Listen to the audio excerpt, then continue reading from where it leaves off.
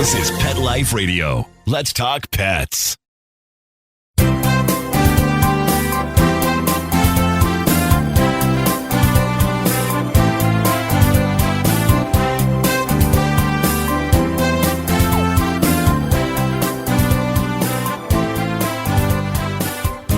morning, good afternoon, wherever you may be. You're here live with Dr. Jeff Werber, your host for the next 30 minutes here on Pet Life Radio's Ask the Vets with Dr. Jeff.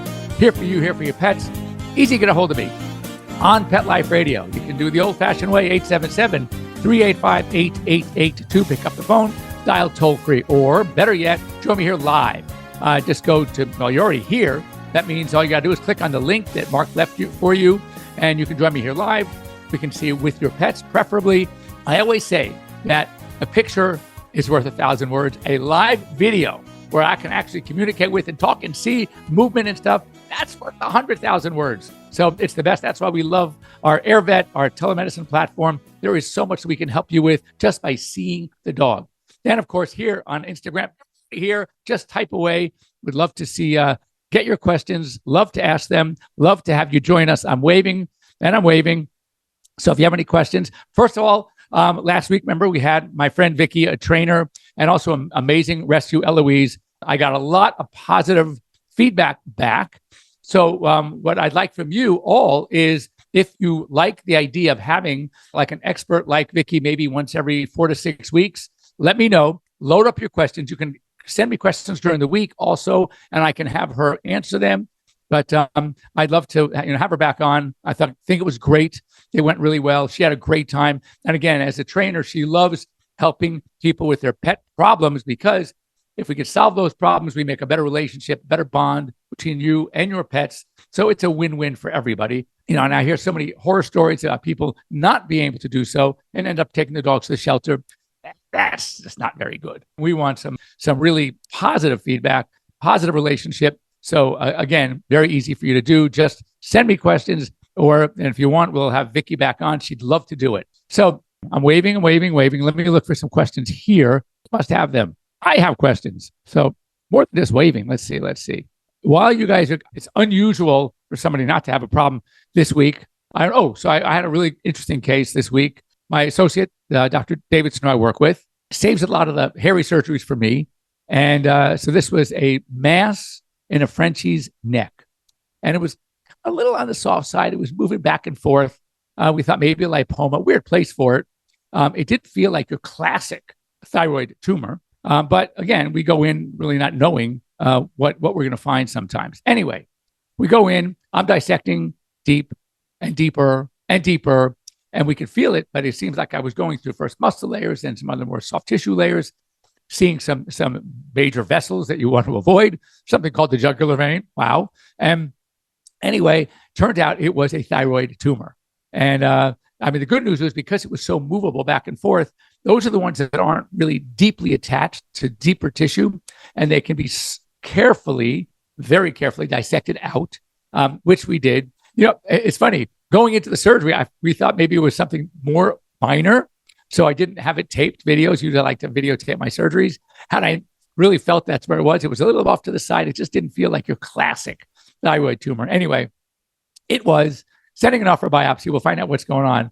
But those are the greatest surgeries, because a lot of times when you take care of it and you get it out, you get the tumor out, you're giving this dog a little extra life. We don't know how long. Depends on the tumor, the type of tumor. Depends also how much it had already spread. Is there a fear of what we call metastatic disease where it's going to spread? We don't know yet, but it's just great. And then also, let's talk about something while you guys are getting the courage. 15-year-old dog's eye is not producing tears. Medication or other. Okay, so yes, there are something called doggles instead of goggles. And they're really, when they were made, they're meant for dogs who love driving in cars and love sticking their heads out the window. Now, mind you, dogs don't have the same sensitivity at the cornea itself. We get an eyelash or a little fleck of dust in our eye and we're going nuts. Dogs, for some reason, don't have that same sensitivity. And that's why they don't mind sticking their head out of a car, going on a freeway at 60 plus miles an hour, and all the particles, particulate matter, but it can cause something exposure keratitis. And that's what we are dealing with a lot of these times. So you can get goggles or doggles, but there are a number of things. Here's a trick. There have been medications. First of all, Optimune is a medication that helps tear production. One of the things that I always ask, if it's both eyes or not, if the dog had a cherry eye surgery years before as a younger dog where they actually removed the glands, that's something to talk about, because no longer do we like to remove. It used to be, we had a cherry eye, we used to cut the gland out. When I graduated veterinary school, we're looking almost 40 years ago, that's what we did. Now we don't. We want to save the gland. Why do we want to preserve the gland? Because the gland actually has a function too. And not just is it very reactive tissue like a tonsil tissue, but it also is an accessory tear producer, which young dogs don't need. They make plenty of their own tears, but as they get older and their regular tear glands stop producing as much tears, now the added tear from that accessory gland could be of benefit. And if you took it off when they were a puppy, you removed the gland, now we're going to have really bad dry eye called KCS, keratoconjunctivitis sicca. So the key is, if that did not happen, some dogs will just get KCS. So it's a matter of trying to enhance tear production, also control any secondary problem, such as entropion. If the inward if the inward eyelids, the eyelids are rolling inward and the lashes are always rubbing on the eye, that causes irritation that can produce or that can enhance any type of dry eye situation. If there is distichiasis or trichiasis, that means aberrant lashes or multiple lashes, again, growing in the wrong direction. That could produce any kind of eyelid mass, can also contribute to dry eye. So those are things that need to be checked really carefully. And then, of course, secondary infection. Sometimes it's inflammatory. Sometimes it's actually a corneal problem.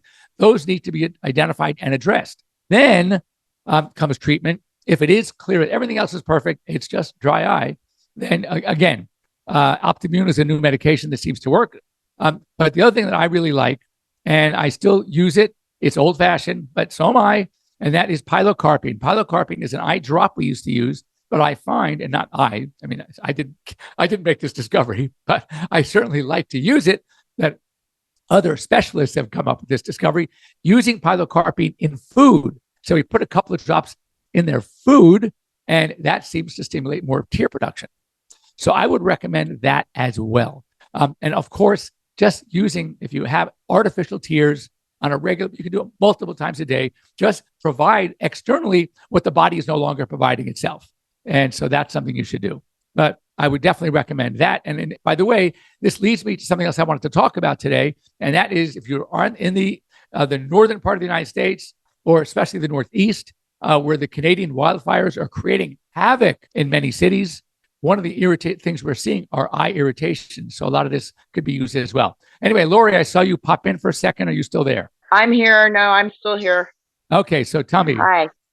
So let me just give a little background. Lori's been having some problems with your cat. I said I would call her after the show, but now she's joining me live, which is even better. I said I would probably speak with you. Anyway, real quickly. So we've been decreasing a dose of steroid for an inflammatory bowel disease condition that was working. And then we're getting to a point where we're at such a low dose that the cat is now seemingly to have some problems with diarrhea, soft stool again.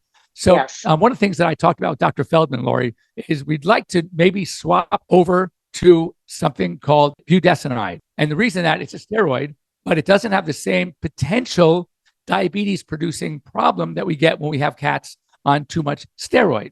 Regular Her cortisone. sister was on that. That was the one. Remember, I had written in and asked if we Right. could go on that one. Dr. Feldman didn't think it was strong enough yet. Right. So what Dr. Feldman didn't want to do it right away, but I just spoke to him last week. And, as we talked about decreasing the dose of steroid, we might get to this point. So I will check the dosing for you, and we should maybe continue. But if you want to go up for the next couple of days back to the full pill, that's okay. I did today because I've done 3 days and I saw it going to mush and I knew what it meant. So Okay. So she did. I'm going to put this a little louder so people can hear you on the show too. But anyway, yes. So we did go up, and then I'll get the dose of budesonide, and we will make a very swap from the prednisolone to the budesonide. Talk to Robin. Robin's been in touch with us. I will. Robin is the pharmacist that does the compounding. All right. Anyway, thanks for joining me. Now you have your answer. Thank you. You just saved me a phone call after the show. And, yes, I did. Thank you. Thanks for joining me. All right. Thank you for doing that for me. You're welcome. Okay. Next up, we have any other questions? She has cherry eyes. But, so that's another thing. If the cherry eyes are there, does she have cherry eyes now? Are the glands protruding? Because if they are, then they may have lost their function. The cherry eye, third eyelid gland, called the gland of the third eyelid, if that is exposed to air for a long time, it dries out. So therefore, maybe those glands should be tucked. There is a surgery. I do it all the time. It's called tucking the gland of the third eyelid. So they're there. They're still functional, but they're out of sight. But if they've been out for a long time and they have chronic cherry eye, then I would be, I'm kind of bummed because had this been addressed way earlier, I see animals coming in a lot and they have chronic cherry eye. Didn't you ever discuss this with your doctor? They go, oh yeah, they said as long as it's not causing a problem, it's not bothering them, you can leave them. No, that's not a good idea because you don't want to remove them, but you want to tuck them. You want to keep them as healthy as possible. Why? Because they are accessory tear producers. So we want to keep them there, but functioning, but of course, aesthetically out of sight. So I would, anyway, that's another thing, losing your vision. Otherwise, your senior blood. So for senior bloods came back and the glands are salvageable, I would recommend tucking them. But in the meantime, treat it as a dry eye, KCS. That means artificial tears. That means Optimmune, checking the eye for other problems. And of course, trying that pilocarpine in the food. That would be a help. All right. Some hot stuff. Anal glands. I have 3 dogs. Most commonly these anal extractions. Anything to do to help us? Well, besides having the anals removed, that's the key part of the question. Yeah, I mean, adding some fiber to the diet might help. Some dogs just do it. I mean, you can be taught how to do this yourself. Don't know if you want to do it, learn how to do it. It is really gross. I even hate doing it. And I'm pretty good at it. But no, but if it's happening that frequently, the dogs don't mind it. And if it becomes part of their normal maintenance, like ear cleaning, like toenails, brushing, it's just part of it. They may be okay. If not, your veterinarian, your groomers, they can do it on a regular basis. We have a number of dogs that come in very regularly for the expression of the anal glands. But again, if all else fails and you just want to take care of it once and for all, there is a surgery that can be done to actually remove the glands. I know, though, do it myself is hard. Trust me, gotten it in the face before. I've gotten that stuff in my hair. I mean, you got to learn how to do it, and don't get right behind the dog. You got to learn how to do it from the side. So you never, I mean, it's pretty gross stuff. And the smell lingers, trust me, kind of like a skunk, just skunk's gland. And it is very hard to get the skunk smell out of your dog when your dog's been skunked. So anyway, yep, I know the problem well, and unfortunately, it is what it is. But there are some things that could be done. Okay, the glands got larger. Yeah, I'm telling you, I think that the problem is once those glands get too large and the tears no longer keep those glands moist, they lose their function. Then they really need to be removed, or they may be contributing to the problem now. If by keeping them moist, you can still get some life out of them, then I would definitely go with the tuck of the gland of the third eyelid. And for those of you who have dogs with cherry eye, prolapsed gland of the third eyelid, I highly recommend you have them tucked. Do not sit and wait. It's just going to be a disaster later on. And here is a perfect case in point. So anyway, don't go away. We are going to be going for a short break. I'm waving to those of you who I didn't. Hi, Janice. And all right, so we are, we're halfway through our show. Keep your questions coming. When we come back, we want to talk about what you can do to avoid the terrible problem with air quality when it comes to these Canadian wildfires that are affecting the U.S. as well. Don't go away. We'll be right back. Take a bite out of your competition. Advertise your business with an ad in Pet Life Radio podcasts and radio shows. There is no other pet-related media that is as large and reaches more pet parents and pet lovers than Pet Life Radio. With over 7 million monthly listeners, Pet Life Radio podcasts are available on all major podcast platforms. And our live radio stream goes out to over 250 million subscribers on iHeartRadio, Odyssey, TuneIn, and other streaming apps. For more information on how you can advertise on the #1 pet podcast and radio network, visit PetLifeRadio.com/advertise today. Let's talk pets Let's talk pets on Pet Life Radio. Pet Life Radio. PetLifeRadio.com.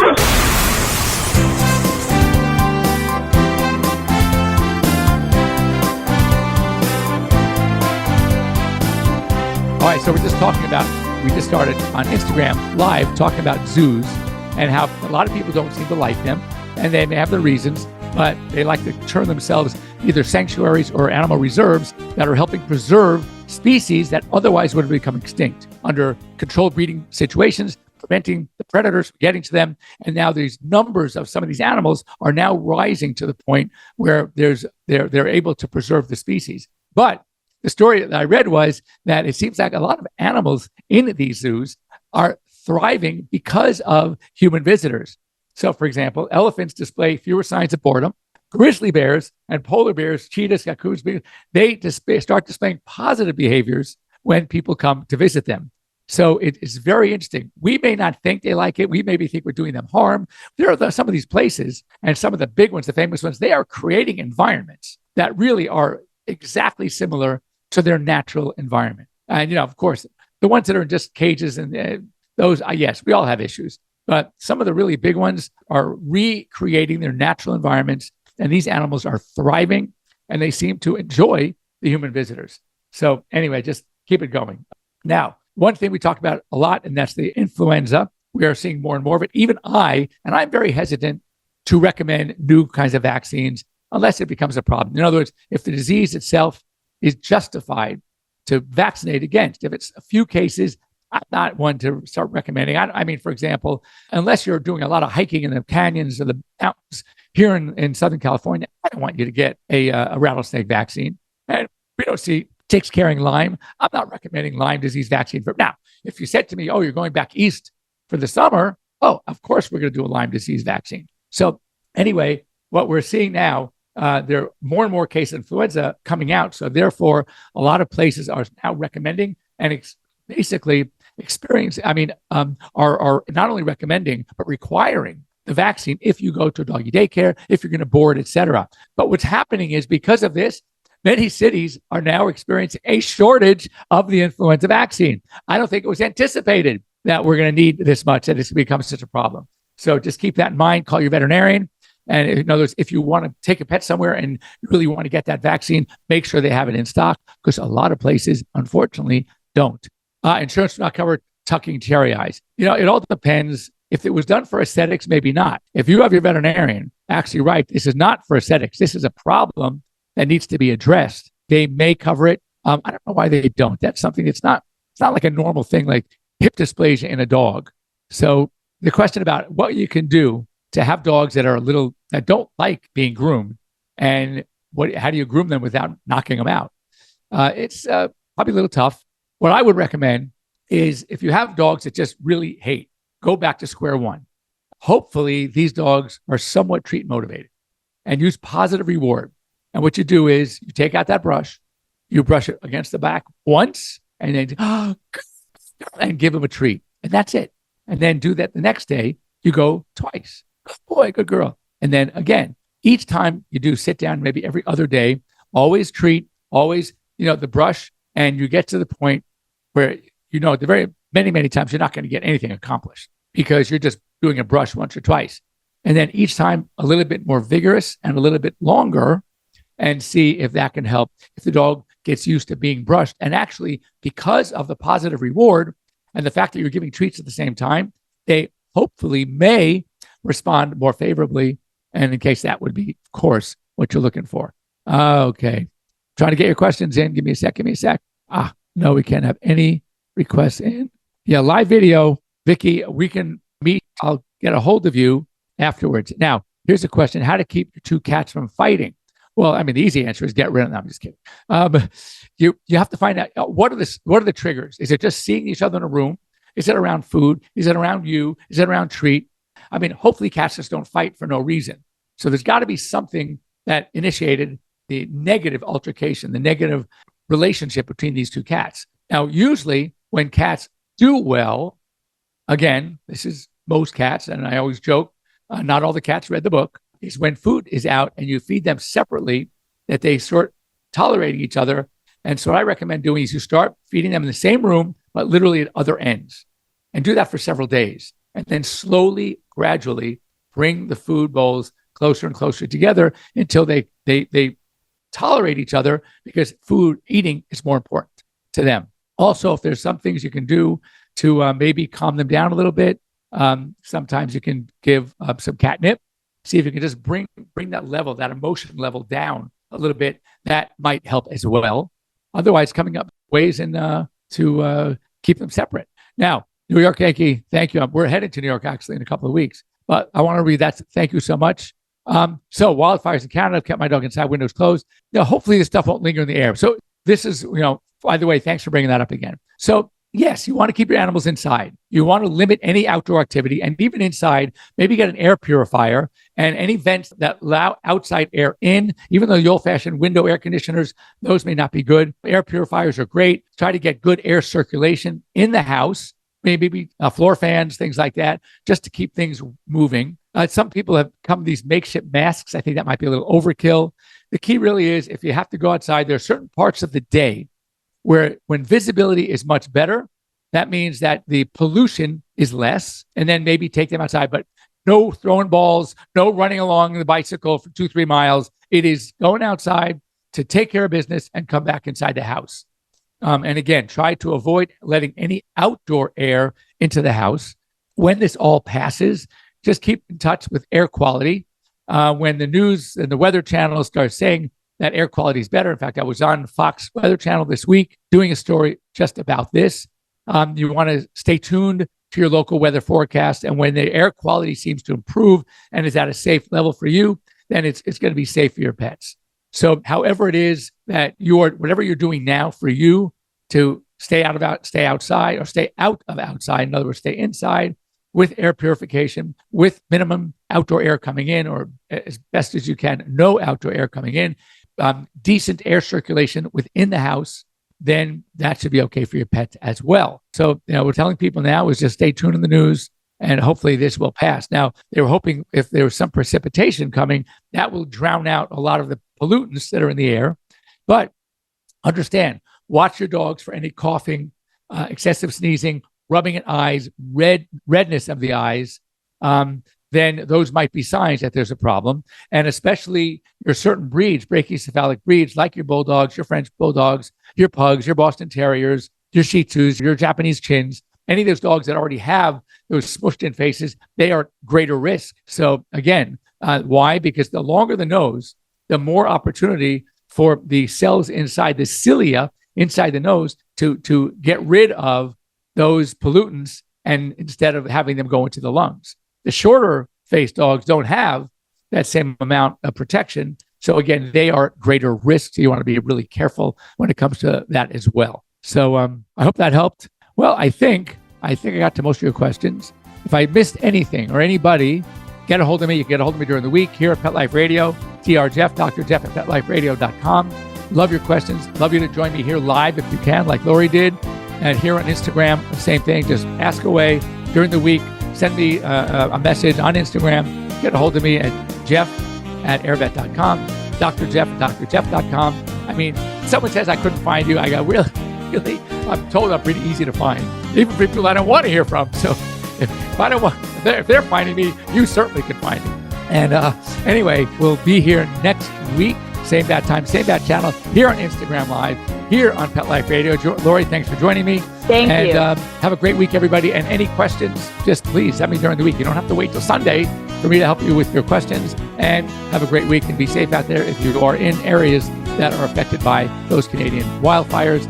Be smart. And certainly if you have any questions, you can always reach me. All right. We'll see you next week. Be well. Let's Talk Pets, every week on demand, only on PetLifeRadio.com.